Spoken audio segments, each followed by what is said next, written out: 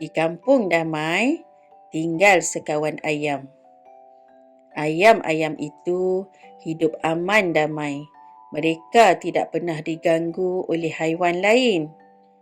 Mereka sentiasa bekerjasama dan tolong-menolong.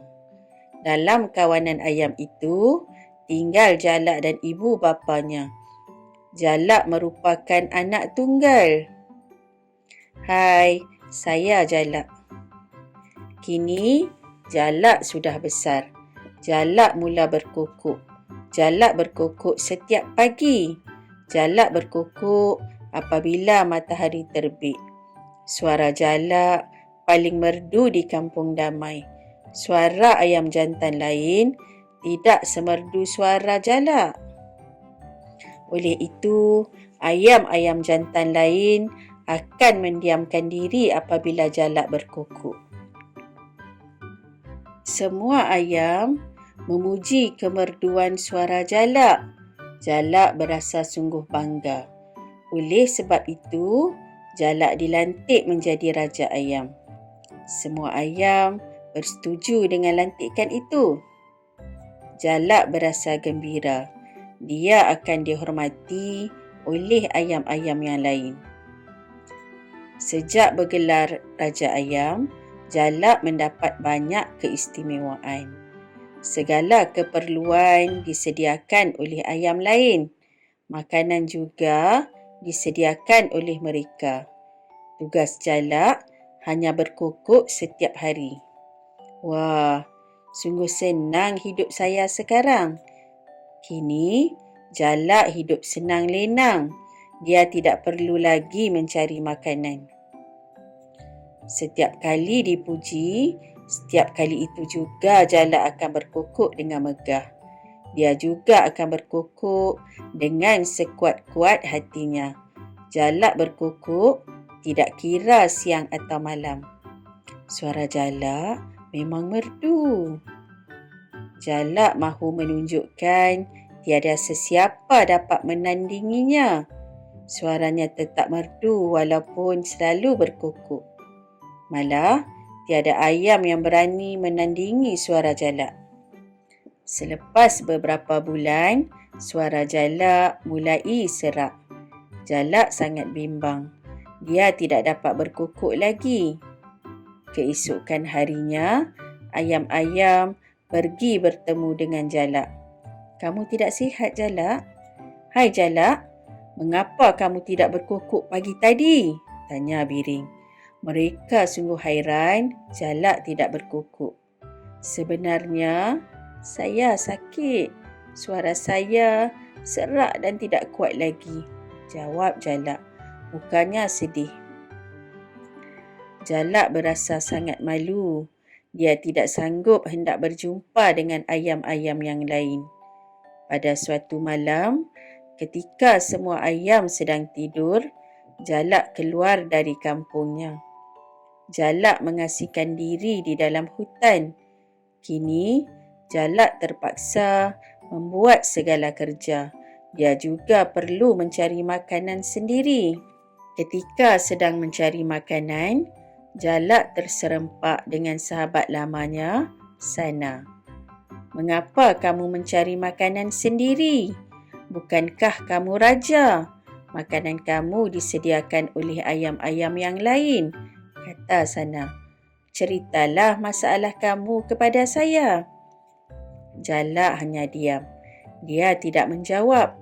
"Apakah yang berlaku, Jalak?" tanya Sana lagi. Setelah didesak, barulah Jalak membuka mulut. Jalak bercerita tentang masalahnya kepada Sana. Sana sungguh simpati akan nasib Jalak. Tidak disangka, sahabatnya yang bersuara merdu sudah kehilangan suara. Sana termenung seketika. Dia memikirkan sesuatu. "Saya ada cadangan. Apa kata kamu pergi berjumpa tabib di hujung kampung ini?" kata Sana. "Bagaimana dengan cadangan saya itu, Jalak?" "Ya, bagus cadangan kamu. Tapi, saya tidak tahu rumah tabib itu," kata Jalak. Jangan risau, saya akan bawa kamu ke sana. Semoga tabib itu dapat mengubati suara kamu, kata Sana. Terima kasih, Sana. Sama-sama. Jalak sungguh terharu. Jalak tidak menyangka ada haiwan lain yang bersimpati dengan nasibnya. Pada keesokan harinya, Jalak dan Sana pergi ke rumah tabib itu. Jalak berdoa agar suaranya sembuh kembali. Akhirnya, mereka pun tiba di rumah tabib itu, seekor kura-kura. Tabib kura-kura itu bertanya, "Apakah penyakit kamu, Jalak?" Jalak menceritakan kisah hidupnya. Daripada ayam biasa sehinggalah menjadi raja dan akhirnya kehilangan suara. Itulah yang terjadi, tabib kura-kura. Tabib kura-kura turut bersimpati. Kemudian dia menasihati Jalak. Inilah balasan atas sikap suka menunjuk-nunjuk dan malas mencari makanan sendiri. Tok harap selepas ini kamu ubahlah sikap buruk itu. Carilah makanan sendiri dan jangan mengharapkan bantuan orang lain, kata tabib kura-kura.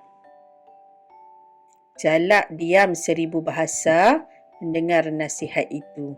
Kemudian, tabib kura-kura menyuruh Jalak mencari batu geliga. Batu geliga itu tertanam di dalam tanah.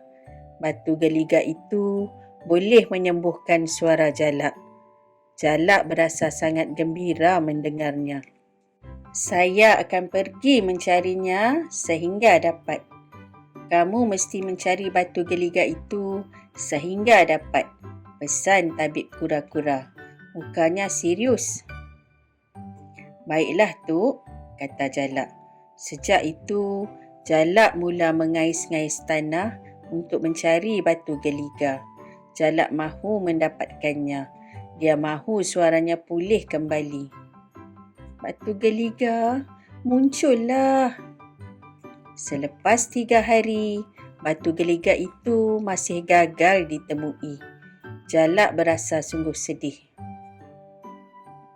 Jalak pergi menemui tabib kura-kura semula. Macam mana ni, Tok? Sudah penat saya mencari. Tapi tidak juga ditemui. Pungut Jalak.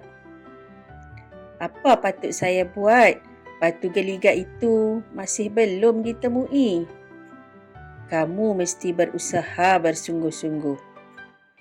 Kamu perlu bersabar, Jalak. Jangan mudah berputus asa. Tok yakin kamu akan menemuinya. Bukan mudah hendak mencari penawar sesuatu penyakit, kata tabib kura-kura. Jalak kembali bersemangat semula. Jalak terus mencari batu geliga itu tanpa penat dan jemu. Jalak mengais-ngais tanah di merata-rata tempat. Dia berharap akan bertemu dengan batu geliga itu. Jalak hanya berehat apabila hari menjelang senja. Saya tidak akan berputus asa. Sambil itu, Jalak akan makan cacing atau ulat yang ditemuinya. Kini, Jalak menjadi ayam yang rajin dan pandai berdikari. Pada suatu hari, ketika sedang berehat, Jalak ternampak cahaya. Cahaya itu bersinar dari tanah di hadapannya. Jalak segera mengais tanah itu. Wah, batu geliga! Akhirnya, Jalak berjaya menemui batu geliga itu. Jalak berasa sungguh gembira. Jalak mengambil lalu menyimpannya. Pada keesokan harinya, Jalak pergi berjumpa dengan tabib kura-kura. Jalak membawa batu geliga itu. Tok, inilah batu geliga itu, kata Jalak. Dia menunjukkan batu geliga itu kepada tabib kura-kura. Saya berjaya menemui batu geligat itu. Tahniah kerana berjaya menemuinya, Jalak. Kamu bertuah, Jalak. Bukan mudah untuk menemuinya, kata tabib kura-kura. Tabib kura-kura mengubati Jalak dengan batu geligat itu. Setelah selesai, Jalak pun pulang ke rumahnya. Jalak cuba untuk berkukuk pada pagi esoknya. Malangnya, suara Jalak masih tidak berubah. Jalak berasa sedih. Mungkin suaraku tidak boleh diubati lagi, keluh Jalak. Kemudian, Jalak pergi berjumpa dengan tabib kura-kura semula. Tok, mengapa suara saya masih tidak berubah? Tanya Jalak. Kamu mesti bersabar. Mungkin selepas 2 atau 3 hari, barulah suara kamu akan pulih semula, kata tabib kura-kura. Beberapa hari sudah berlalu. Jalak cuba untuk berkukuk sebaik sahaja bangun daripada tidur. Sana mendengar kukukan Jalak itu. Dia segera pergi ke rumah Jalak. Wah, suara kamu sudah kembali merdu seperti dahulu, puji Sana. Mendengar sahaja pujian Sana, Jalak berkukuk lagi. Jalak, kamu jangan lupa nasihat tabib kura-kura. Maafkan saya, Sana. Kamu sudah lupa, Jalak? Jangan berkukuk apabila dipuji. Kamu cuma boleh berkukuk ketika matahari terbit sahaja, kata Sana mengingatkan Jalak. Maaf, saya terlupa. Saya berjanji tidak akan menunjuk-nunjuk. Saya akan sentiasa merendah diri. Terima kasih Sana kerana telah menolong saya. Tanpa kamu, saya tidak akan mendapatkan suara saya kembali, kata Jalak. Akhirnya, suara Jalak kembali merdu seperti asal. Jalak juga mendapat pengajaran yang sangat berguna. Jalak berasa sungguh gembira. Jalak pun pulang ke kampung halamannya semula.